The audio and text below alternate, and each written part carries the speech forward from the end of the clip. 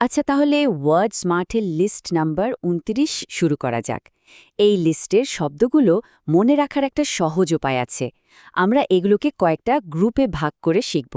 এতে দেখবেন প্রত্যেকটা শব্দের মানে আর ব্যবহার একদম মাথায় গেঁথে যাবে। তো আমাদের প্রথম গ্রুপটা হলো পবিত্র আর পার্থিব এই ধারণাগুলো নিয়ে। চলুন দেখি কি কি শব্দ আছে এখানে। দেখুন, এখানে দুটো শব্দ আছে আর দুটো কিন্তু একদম উল্টো। প্রথমটা হলো স্যাক্রোস্যাঙ্ক্ট। এর মানে হলো এমন কিছু যা এতটাই পবিত্র বা গুরুত্বপূর্ণ যে এটা নিয়ে প্রশ্ন তোলা যায় না, বদলানো যায় না। যেমন ধরুন বাক স্বাধীনতা। গণতন্ত্রে এটাকে একটা স্যাক্রোস্যাঙ্ক্ট অধিকার হিসেবে দেখা হয়। আর এর ঠিক উল্টোটা হলো সেকুলার। এর মানে হলো ধর্মীয় প্রভাব থেকে একদম মুক্ত। যেমন বেশিরভাগ পাবলিক স্কুলের কারিকুলাম কিন্তু সেকুলার হয়, মানে কোনো বিশেষ ধর্মের ওপর ভিত্তি করে তৈরি হয় না। একটু আগেই আমরা স্যাক্রোস্যাঙ্ক্ট শব্দটা শিখলাম, তাই না? মানে যা খুব পবিত্র। এখন দেখুন, স্যাক্রিলেজ হলো ঠিক সেই পবিত্র জিনিসের ওপর কোনো অসম্মানজনক কাজ করা। যেমন কোনো মন্দিরের পবিত্র মূর্তি ভেঙে ফেলা, এটা একটা ভয়ঙ্কর স্যাক্রিলেজ। বা ধরুন কোনো দেশের পতাকাকে অপমান করা, অনেকেই কিন্তু এটাকে এক ধরনের স্যাক্রিলেজ বলেই মনে করেন।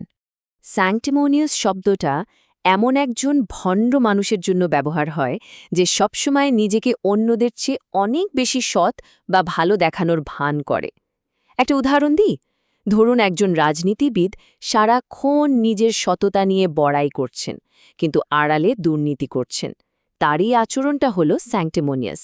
কিংবা এমন কেউ যে অন্যদের কি খাওয়া উচিত তা নিয়ে সারাক্ষণ জ্ঞান দেয়, কিন্তু নিজে একদম আনহেলদি লাইফস্টাইল কাটায়, তাকেও কিন্তু স্যাংটিমোনিয়াস বলা চলে। আচ্ছা, পবিত্র অপবিত্রের দুনিয়া থেকে বেরিয়ে এবার আমরা এমন কিছু শব্দ দেখব যেগুলো আমাদের চিন্তাভাবনা, পর্যবেক্ষণ আর জ্ঞান অর্জনের সাথে জড়িত। এই তিনটে শব্দকে একসাথে দেখলে মনে হবে যেন জ্ঞান অর্জনের একটা রাস্তা। প্রথম ধাপ হল স্ক্রুটিনাইজ করা। মানে কি? মানে হলো কোনো কিছুকে একদম খুঁটিয়ে খুঁটিয়ে পরীক্ষা করা। যেমন একজন ডিটেকটিভ যেভাবে প্রমাণের প্রত্যেকটা অংশ স্ক্রুটিনাইজ করেন, ঠিক সেভাবে। এর পরের ধাপে আসে রুমিনেট করা। মানে যে বিষয়টা পরীক্ষা করলেন সেটা নিয়ে গভীরভাবে চিন্তা করা। আর এই দুটো ধাপ ঠিকঠাক পার করতে পারলেই একজন সেগেশিয়াস বা প্রজ্ঞাবান হয়ে ওঠে। মানে তখন তার মধ্যে সঠিক বিচার করার ক্ষমতা তৈরি হয়।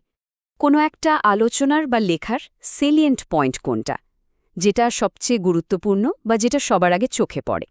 ধরুন আপনি একটা চাকরির জন্য আবেদন করলেন। আপনার সিভিতে তো অনেক কিছুই লেখা থাকতে পারে, কিন্তু আপনার কাজের অভিজ্ঞতাটাই হলো ওটার সেলিয়েন্ট অংশ। মানে ওটাই আসল জিনিস। ঠিক আছে, আমাদের পরের গ্রুপটা কিন্তু বেশ ইন্টারেস্টিং। এখানে আমরা কথা বলবো আমাদের অনুভূতি আর পঞ্চ ইন্দ্রিয় নিয়ে। এই দুটো শব্দের মধ্যে পার্থক্যটা বোঝা কিন্তু খুব দরকার।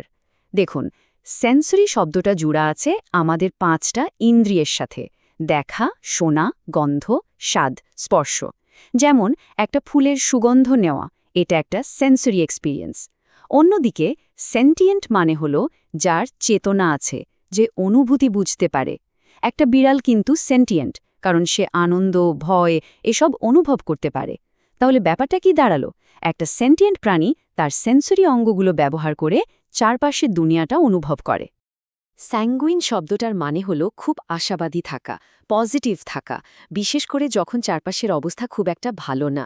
যেমন ধরুন দেশের অর্থনীতি খুব খারাপ যাচ্ছে, কিন্তু একজন বিনিয়োগকারী তারপরও ভাবছেন যে বাজার শীঘ্রই ভালো হয়ে যাবে। তার এই মনোভাবটা হলো স্যাঙ্গুইন, মানে তিনি একদম আশাবাদী।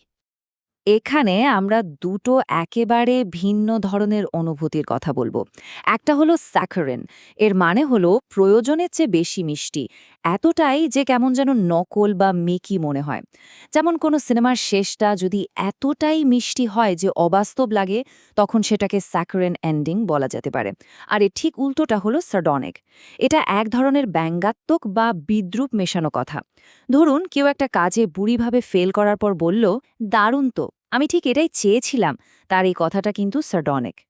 এবার আমরা এমন দুটো শব্দ শিখব যে দুটোর মানেই হলো আলাদা করা, কিন্তু এদের ব্যবহারের মধ্যে একটা পার্থক্য আছে। চলুন দেখি। এই দুটো শব্দের মধ্যে একটা সূক্ষ্ম কিন্তু খুব গুরুত্বপূর্ণ পার্থক্য আছে। ভালো করে খেয়াল করুন। সেগ্রিগেট মানে হলো জিনিসপত্রকে দলে দলে ভাগ করা, যেমন আমরা রিসাইক্লিংয়ের জন্য কাগজ, প্লাস্টিক, কাঁচ এগুলোকে সেগ্রিগেট করি, তাই না? কিন্তু সিকোয়েস্টার মানে হলো কোনো একজনকে বা কোনো কিছুকে সবার থেকে পুরোপুরি আলাদা বা বিচ্ছিন্ন করে রাখা। যেমন খুব গুরুত্বপূর্ণ কোনো মামলার শুনানির সময় জুরিদের সিকোয়েস্টার করে রাখা হয়। কেন? যাতে বাইরের কোনো খবর বা লোকের কথা তাদের বিচারকে প্রভাবিত করতে না পারে। আচ্ছা, আমাদের পরের গ্রুপটা হলো মানুষের চরিত্র নিয়ে, কিছু ভালো, কিছু মন্দ। চলুন দেখে নিই। স্ক্রুপিউলাস শব্দটা এমন একজন মানুষকে বোঝায় যিনি ভীষণ সৎ, নীতিবান আর ছোটখাটো ব্যাপারেও খুব সতর্ক।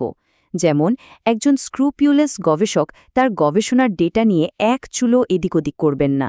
আর এর উল্টোটা হল সার্ভাইল। এর মানে হল আত্মসম্মান ভুলে গিয়ে দাসের মতো অন্যের সেবা করা বা কথা শোনা। ধরুন কোনো অফিসের একজন কর্মচারী তার ম্যানেজারের সব কথায় হ্যাঁতে হ্যাঁ মিলিয়ে চলে, নিজের কোনো মতামতই দেয় না। তার এই আচরণটা হল সার্ভাইল। স্যালুটারি মানে এমন কিছু যার একটা ভালো বা স্বাস্থ্যকর প্রভাব আছে। সোজা কথায় যা আমাদের জন্য উপকারী। যেমন রোজ ব্যায়াম করাটা শরীরের জন্য একটা স্যালুটারি অভ্যাস। আবার ধরুন কোনো একটা ব্যর্থতা থেকে আমরা যে শিক্ষা পাই সেটাও কিন্তু ভবিষ্যতের জন্য একটা স্যালুটারি অভিজ্ঞতা হতে পারে। এখানে দুটোই খুব নেগেটিভ শব্দ, কিন্তু এদের মানে আর ব্যবহার একদম আলাদা। সিডিশন হলো একটা আইনি অপরাধ। এর মানে হলো সরকারের বিরুদ্ধে বিদ্রোহ করার জন্য মানুষকে উস্কানি দেওয়া।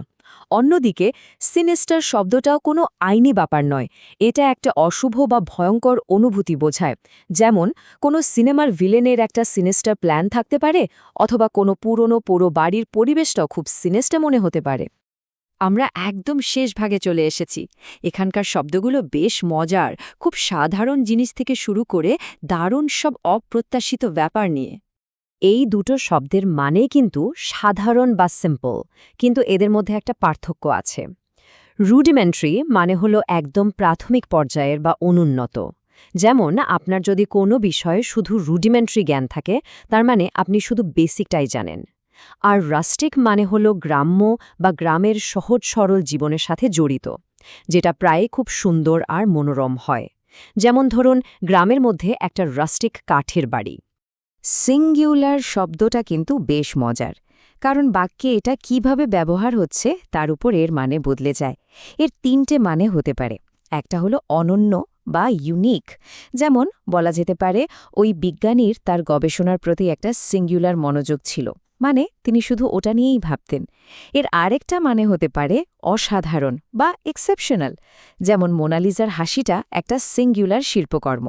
আবার এর মানে অদ্ভুত বা স্ট্রেঞ্জও হতে পারে, যেমন কারো যদি বরফের টুকরো চিবানোর একটা সিঙ্গুলার অভ্যাস থাকে, তাহলে সেটা বেশ অদ্ভুত ব্যাপার, তাই না?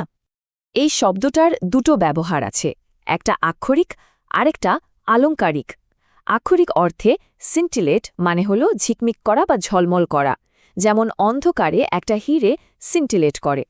আর আলংকারিক অর্থে যখন কোনো আলোচনা বা পারফরম্যান্স খুব বুদ্ধিদীপ্ত, প্রাণবন্ত আর উত্তেজনাপূর্ণ হয়, তখন তাকে সিন্টিলেটিং বলা হয়।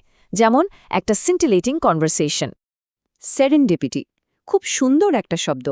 এর মানে হলো অপ্রত্যাশিতভাবে ভালো কিছু খুঁজে পাওয়া। মানে আপনি একটা জিনিস খুঁজছেন না, কিন্তু হঠাৎ করে দারুণ কিছু একটা পেয়ে গেলেন বা আবিষ্কার করে ফেললেন। বিজ্ঞানের জগতে কিন্তু এমন সেরেন্ডিপিটির অনেক উদাহরণ আছে। যেমন পেনিসিলিনের আবিষ্কারটা কিন্তু এমনই একটা আকস্মিক সৌভাগ্যের ফল। আর এই সেরেন্ডিপিটি দিয়েই আমরা আজকের আলোচনাটা শেষ করছি। আশা করি শব্দগুলোকে এভাবে দলে দলে ভাগ করে শেখার পদ্ধতিটা আপনাদের কাজে আসবে। শব্দগুলো যত ব্যবহার করবেন, ততই দেখবেন এগুলো আপনার শব্দভাণ্ডারের অংশ হয়ে যাচ্ছে। আচ্ছা, আপনাদের জীবনের সেরেন্ডিপিটির প্রিয় গল্প কোনটা? একবার ভেবে দেখতে পারেন কিন্তু।